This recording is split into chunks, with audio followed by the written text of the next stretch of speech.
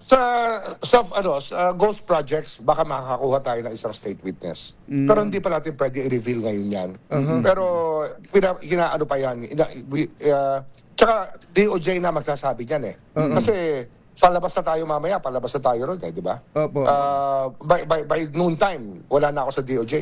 I'll be the ombudsman. And I'll be reporting for work bukas ng umaga dito sa ombudsman's office. Kaya, ano yan, ko-contemplate yan. Talagang pag-iisipan niya, pag-aaralan, kung talagang tatanggapin nilang state witness, itong isa na pwedeng gawing state witness.